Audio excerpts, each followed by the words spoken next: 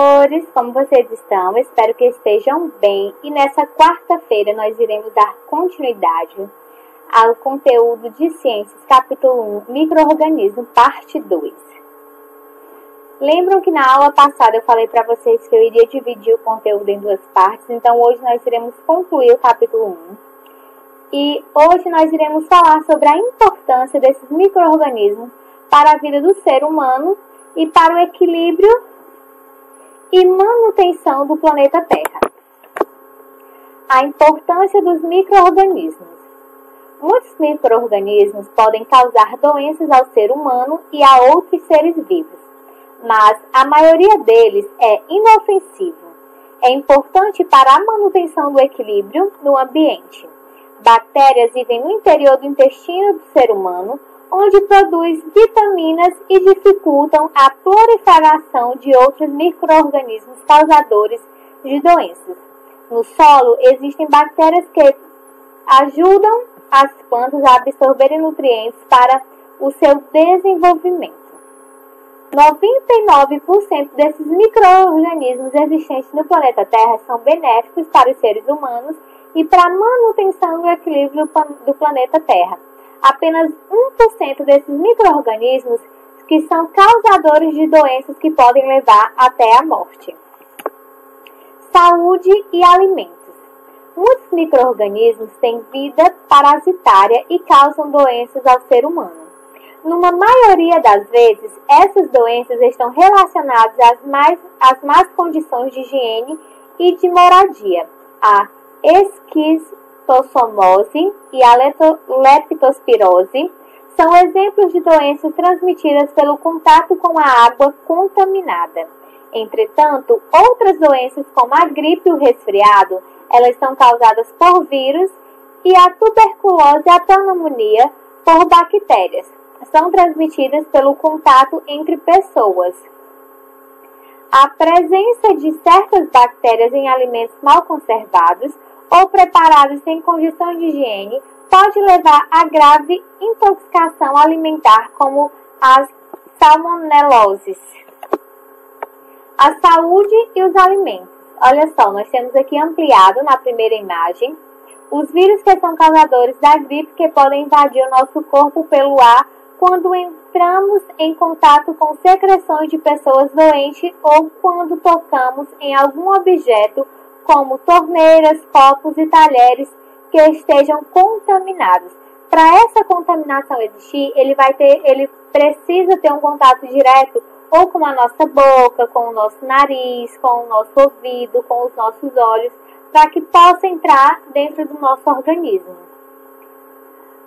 Já a contaminação dos alimentos, elas também podem existir, e para isso nós devemos ter um cuidado bem maior com todos os alimentos.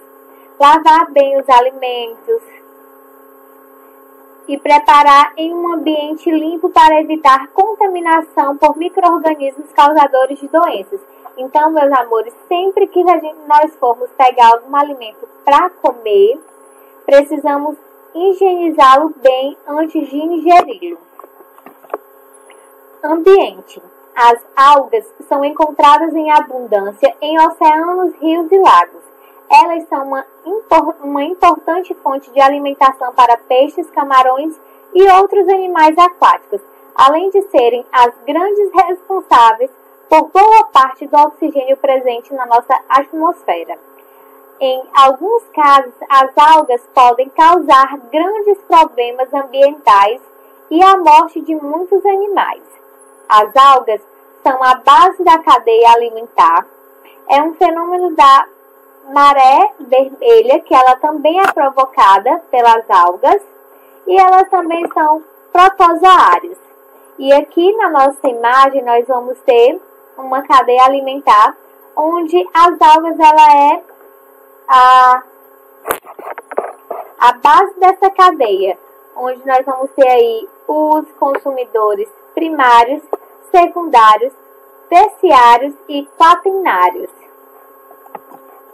Os decompositores. Os fungos e as bactérias são organismos decompositores que desempenham uma função de reciclagem de nutrientes no ecossistema. transforma a matéria-prima que compõe os seres vivos em substâncias mais pequenas, em substâncias mais simples e desenvolve nutrientes que compõem ao ambiente. Os pequenos pedaços que resultam da decomposição retornam para o solo e são novamente utilizados pelas plantas. Esse mesmo processo de decomposição é responsável pelo apodrecimento de alguns alimentos. Então, quando os alimentos já estiverem nesse processo de decomposição, nós não podemos consumi-los, porque será prejudicial à nossa saúde. Como conservar os alimentos? Existem várias maneiras de conservar os alimentos e mantê-los frescos e sem perca de nutrientes. Como você já sabe, a água e o calor favorecem o desenvolvimento de fungos e bactérias que são seres decompositores. Assim, se alterarmos essas condições, os micro-organismos não terão um meio adequado para sobreviver. E uma das formas de conservação dos alimentos é a desidratação por sal ou por açúcar. Outra maneira de conservar o alimento é o calor. Assim como o calor, a temperatura muito baixa também não favorece o desenvolvimento desses micro-organismos e nós podemos conservar os nossos alimentos por mais tempo. Nós temos aqui alguns exemplos de conservação de alimentos, onde nessa primeira imagem nós vamos ter aí conservação de frutas e legumes que são armazenados em vidros e conservados por um certo período de tempo. Essa conservação ela pode ser por um aumento do ácido, do açúcar, como também pode ser um aumento da desidratação causada por sal.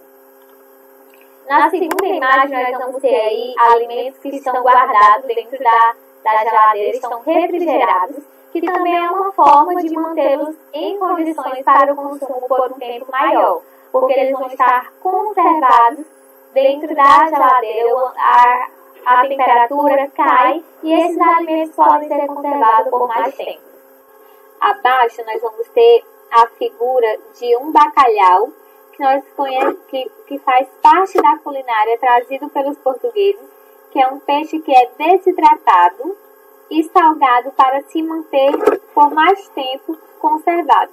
Antigamente, quando não existia tanta tecnologia assim, e nós não tínhamos geladeiras para conservar esses alimentos por mais tempo, o ser humano tinha o hábito de salgar essas carnes para que elas ficassem desidratadas e que isso levasse ela para um consumo maior de tempo, porque o sal desidratava a carne e essa carne ficava saudável para ser consumido por um tempo bem maior. Uma outra forma de conservação de alimentos é a pasteurização, onde o alimento ele é passado por um processo para eliminar os micro-organismos ali presentes, como acontece nos leites depois de pasteurizados e engarrafados. Os leites são pasteurizados, engarrafados e eles ficam conservados por mais tempo, assim podem ser levados para as prateleiras dos supermercados e depois serem comprados e consumidos por nós.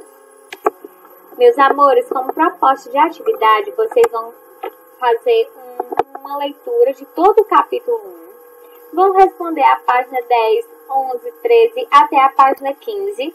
Lembrando que a página 10 é uma experiência. Essa experiência, vocês irão, após fazer essa experiência, irão responder a página 10. E a página 10, ela vai contar como atividade avaliativa. Lembrando que o prazo de entrega desta atividade é no máximo até dia 18, na terça-feira. Então, capriche na caligrafia e na organização. Vamos cumprir o prazo, tá ok? E um beijo e até a próxima aula.